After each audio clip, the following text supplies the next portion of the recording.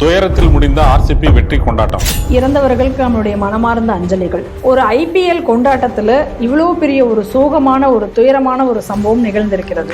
ஏர்போர்ட்ல இருந்து ஒரு பெரிய ப்ரொசஷன் அந்த மைதானத்திற்கு வரும் பொழுது ஏர்போர்ட்ல இருந்து இவ்வளோ பெரிய கூட்டம் கிளம்பி வருகிறது அப்படின்னு சொல்லிட்டு இங்க மைதானத்தில் இவ்வளோதானே இருக்கிறது என்று யாரும் அதை யோசிக்கவில்லையா? நிகழ்ச்சி ஏற்பாட்டாளர்கள், காவல்துறை என செய்து கொண்டிருந்தது.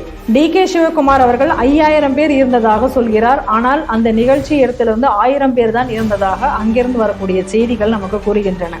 அதே நேரத்தில் இந்த துயர சம்பவம் குறித்து சித்தராமையா சொல்லும்போது இதை அரசியலாக்க வேண்டாம், கும்பமேளாவுடன் இதை ஒப்பிட்டு வேற சொல்லி அதுக்கு ஒரு மத அரசியலை வேற கொண்டு வருகிறார். அப்ப நம்மளுடைய கேள்வி இந்த இடத்துல என்ன அப்படின்னு சொன்னா, கும்பமேளா சமயத்துல இது போல ஒரு ஸ்டாம்பீட் நடந்தது என்பது உண்மைதான். ஆனால் அதே நேரத்தில் அந்த ஸ்டாம்பீட் எப்படி நடந்தது என்றால், ஒரு கூட்டம் சதி செய்து அந்த இடத்துல ஒரு ஸ்டாம்பீடை செயற்கையாக ஏற்படுத்த முயற்சி செய்து அதில் ஒரு சிறிய அளவில் வெற்றியும் கண்டார்கள். ஆனால் அதே நேரத்தில் அந்த இடத்துல அந்த நிகழ்ச்சியானது ரத்து செய்யப்பட்டது.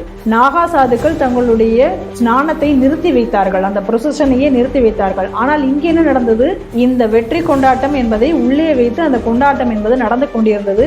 வெளியே மக்கள் துயருற்று கொண்டிருந்தார்கள். அப்ப அந்த வெளியில நடந்த சம்பவம் எதுவுமே உள்ளே நடந்த நிகழ்ச்சியாளர்களுக்கு தெரியாதா? அங்க நடந்த கிரிக்கெட் வீரர்களுக்கு தெரியாதா? அப்படி என்று நம்ம இதை பார்க்கும் பொழுது ஐபிஎல் நிறுவனம் அந்த ஒரு ஆர்சிபி அப்படிங்கிறது ஒரு கார்பரேட், அவங்களுக்கு இந்த நிகழ்ச்சி மூலமாக பல பணங்கள் வரப்போகுது. இது வெறும் ஒரு என்டர்டெயின்மெண்ட் மட்டும்தான்.